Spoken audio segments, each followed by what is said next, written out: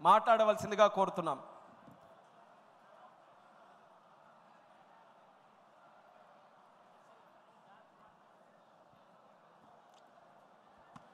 అందరికీ నమస్కారం. వేదికను అలంకరించిన పెద్దలకు ప్రతి ఒక్కరికి నా యొక్క హృదయపూర్వక నమస్కారములు. ఈ రోజు కడప చూస్తుంటే ఒక పసుపు మయమైంది. ఎందుకంటే ఈ కడప గడ్డ పైన ఎంతో మంది మహానుభావులు, మహనీయులు, కవులు, కళాకారులు పుట్టారు. ఈ కడపని మనం దేవుని గడపగా చెప్పుకుంటాం. అలాంటి దేవుని గడప ఈ రోజు పసుపు మయమైంది. ఇక్కడ ఈ కడప గడ్డ పైన ఒక సాధారణ మధ్యతరగతి రైతు కుటుంబం నుంచి వచ్చిన నాకు ఇంత గొప్ప అవకాశం ఇచ్చిన చంద్రబాబు నాయుడు గారికి, నారా లోకేష్ గారికి నా పాదాభివందనాలు తెలియజేసుకుంటూ ఈ రోజు మాదక ద్రవ్యాల వినియోగంపై ఉక్కుపాదం అనే తీర్మానాన్ని నన్ను ప్రవేశపెట్టమన్నందుకు ధన్యవాదాలు సార్. ఈ రోజు ఒకటి చెప్పదలుచుకున్నాను సార్. ఏంటంటే మనం ఒకప్పుడు డ్రగ్స్ అంటే, అదే విధంగా గంజాయి అంటే ఎక్కడ వినేవాళ్ళం? సినిమాల్లో చూసేవాళ్ళం. 2019కి ముందు ఎక్కడంటే ఏమన్నా డ్రగ్స్ ఎక్కడంటే ఇంటర్నేషనల్ మాఫియాలు చేస్తాయంట, ఈ విధంగా ఉంటుందా అని మనం సినిమాల్లో మాత్రమే చూసేవాళ్ళం. కానీ గత పాలకుల యొక్క నిర్లక్ష్యం వల్ల అది మన జిల్లాలు దాటి, నియోజకవర్గాలు దాటి మన గడప దాకా వచ్చింది. ఆ విధంగా ఎంతో మంది యువత గంజాయిలకు బానిసలై వాళ్ళ జీవితాలు నాశనమయ్యాయి. ఎందుకని ఈ మాట అంటున్నామంటే, గంజాయికి ఒక్కసారి బానిస అయితే వాళ్ళు విచక్షణ అనేది మరిచిపోతారు. ఆ విధంగా వాళ్ళు ఎన్నో తప్పులు చేస్తారు. దోపిడీలు, అదేవిధంగా దొంగతనాలు కావచ్చు, అదేవిధంగా మహిళలపైన అత్యాచారాలు కావచ్చు, బెట్టింగ్ యాప్స్లోనే ఎంతో లక్షలు అప్పులు చేసి సూసైడ్లు చేసుకునే వాళ్ళ వరకు యువత వెళ్ళిపోతూ ఉన్నారు. ఇలాగే ఎన్నో సంఘటనలు జరుగుతుంటే ఆనాడు నారా లోకేష్ గారు యువగలం పాదయాత్ర మొదలుపెట్టినప్పుడు, యువగలం పాదయాత్రలో మనం చూస్తే చంద్రగిరి నియోజకవర్గంలో ఒక మహిళ డైరెక్ట్గా కూడా చెప్పలేక పక్కకొచ్చి, అన్నా మా ఇంటిలో ఒక ఆడబిడ్డని ఈ విధంగా పాఠశాలకు వెళ్తూ ఉంటే అక్కడ గంజాయి ఇచ్చి శారీరకంగా వాడుకొని ఈ విధంగా చేస్తున్నారంటే, ఆ రోజు ఆయన కళ్ళల్లో కన్నీళ్లు తిరిగి ఈ విధంగా రాష్ట్రంలో ఎంతోమంది బాధపడుతున్నారు, వాళ్ళందరికీ పరిష్కారం చూపించాలని ఆ రోజే చెప్పాడు. ఈ రాయలసీమ గడ్డపై డ్రగ్స్ వద్దు బ్రో, గంజా వద్దు బ్రో అని చెప్పి ఆ రోజు నుంచి ఒక ఉద్యమంలా మొదలుపెట్టి, ఆ రోజు ఎవరన్నా గంజాయికి డ్రగ్స్కి బానిసలై ఉండుంటే వాళ్ళ తల్లిదండ్రులు వచ్చి ఆయనతో చెబితే అలాంటి వాళ్ళని తీసుకొని వచ్చి రీహాబిలేషన్ సెంటర్లో పెట్టి వాళ్ళని ఆదుకున్నాడు. ప్రభుత్వం ఏర్పడిన తర్వాత ఉక్కు పాదం మోపాడు. ఏ విధంగా అంటే, మనం ఒక్కసారి చూసుకుంటే ప్రభుత్వం ఏర్పడిన వారం రోజుల్లోనే ఎక్కడెక్కడ డ్రగ్స్ ఉన్నాయో ఆ ప్రాంతాలన్నిటినీ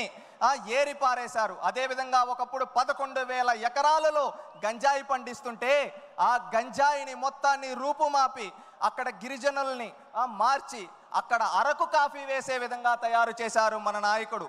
గత పాలకులు అక్కడ ఏం చేసేవాళ్ళు? అమాయకులైన గిరిజనులను వాడుకొని ఏం చేసేవాళ్ళు? గంజాయి పండించేవాళ్ళు.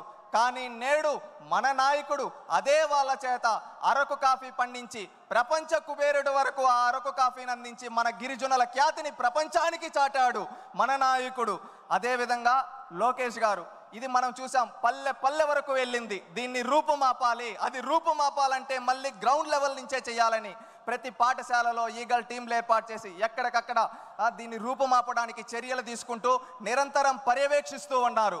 ఈ విధంగా పర్యవేక్షిస్తూ గంజాయి రహిత ఆంధ్రప్రదేశ్గా గత సంవత్సరం రోజులో మార్చడం జరిగింది. ఇదే విధంగా నేను ఒక్కటి చెప్పదలుచుకున్నాను.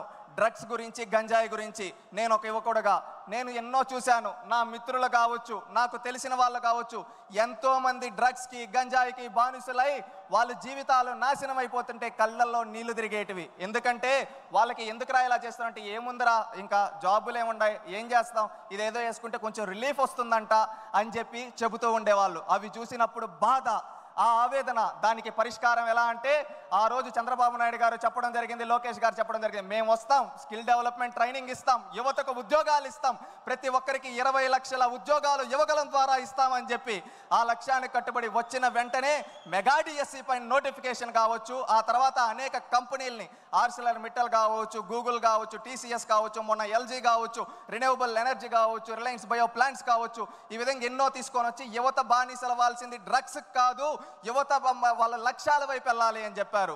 ఎందుకంటే మన దేశంలో అత్యున్నతంగా యువత ఉన్నారు. యువత తలుచుకుంటే ఏదైనా చేయగలుగుతారు, ఏదైనా సాధించగలుగుతారు. ఎందుకంటే యువత దేశానికి వెన్నెముక్క, రాష్ట్రానికి వెన్నెముక్క. అలాంటి యువత ఏదైనా చేయగలుగుతారు. ఎందుకంటే ఇది నేను ఒక చెప్తున్నా అంటే, ఒకటి 1990 రోజులు గుర్తుకొస్తున్నాయి. ఆనాడు పల్లెల్లో ఏంటంటే ఎవరైనా కానీ పల్లెల్లో పనులు చేసుకుంటామనే రోజుల్లో ఇక్కడ ఉండే యువత పనులు చేసుకుంటే ఇక్కడే మిగిలిపోతారు, వాళ్ళు చదువుకోగలిగితే వాళ్ళు ప్రపంచ నలుమూలలకు వెళ్తారని ఆ రోజు మనం చూస్తే బడి పిలుస్తుంది ప్రోగ్రాం కావచ్చు, చదువుల పండుగ ప్రోగ్రాం కావచ్చు, ఇలాంటి ప్రోగ్రాములు పెట్టి ఎంతో మంది బడుగు బలహీన వర్గాల వ్యక్తులను తీసుకొని వచ్చి అత్యున్నత స్థాయిలో ఈరోజు కూర్చోబెట్టే వాళ్ళ చదువు వల్ల మాత్రమే అది సాధ్యపడింది. ఆ తర్వాత నేడు కూడా 2019 నుంచి 24 వరకు అలాంటి పరిస్థితులే.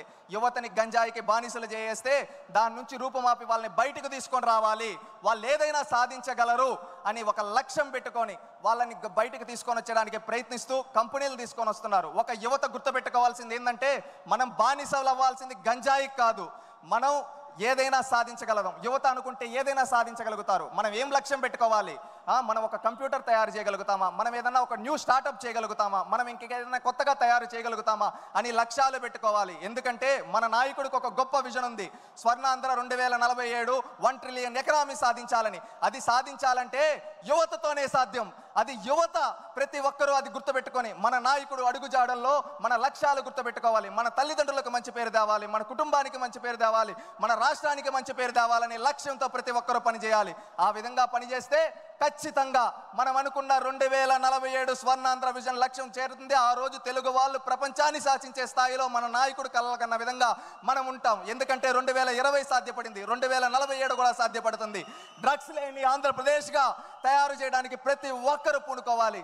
మనం ఎప్పుడో 1 సంవత్సరమో 2 సంవత్సరాలు 3 సంవత్సరాల తర్వాత కాదు, ఈ సంవత్సరం ఎండింగ్ అంతా 2025 అంతా డ్రగ్స్ ఫ్రీ ఆంధ్రప్రదేశ్గా ప్రతి ఒక్కరూ పూనుకోవాలి. ఇది ప్రతి ఒక్కరూ ఒక సంకల్పం చేసుకుంటే అది సాధ్యపడుతుంది. ప్రతి ఒక్క యువత ఆ సంకల్పం తీసుకుంటారని కోరుకుంటూ ఉన్నాను. నేను ఒక యువకుడుగా ఆ సంకల్పాన్ని తీసుకోవడానికి సిద్ధం. నేను డ్రగ్స్కి బానిసవను, మద్యానికి బానిసవను.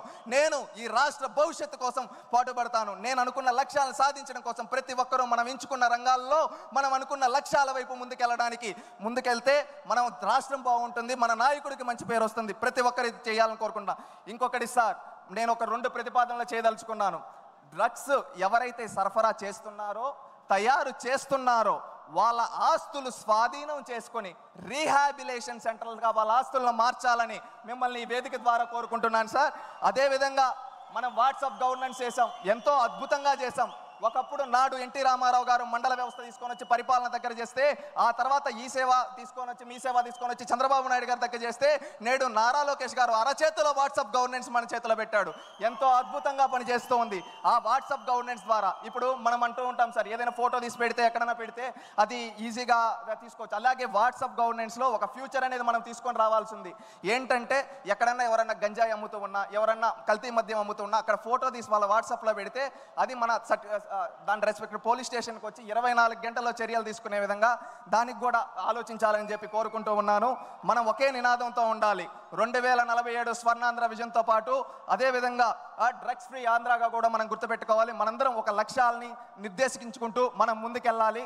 నాకు ఎలాంటి రాజకీయ చరిత్ర లేని నాకు ఇంత పెద్ద వేదిక పైన అవకాశం కల్పించిన ముఖ్యమంత్రి దైవ సమానులైన చంద్రబాబు నాయుడు గారికి, నా ప్రాణ సమానమైన లోకేష్ అన్నకి హృదయపూర్వక కృతజ్ఞతలు తెలియజేసుకుంటూ, జై తెలుగుదేశం, జై చంద్రబాబు, జై లోకేష్, జై జన్మభూమి.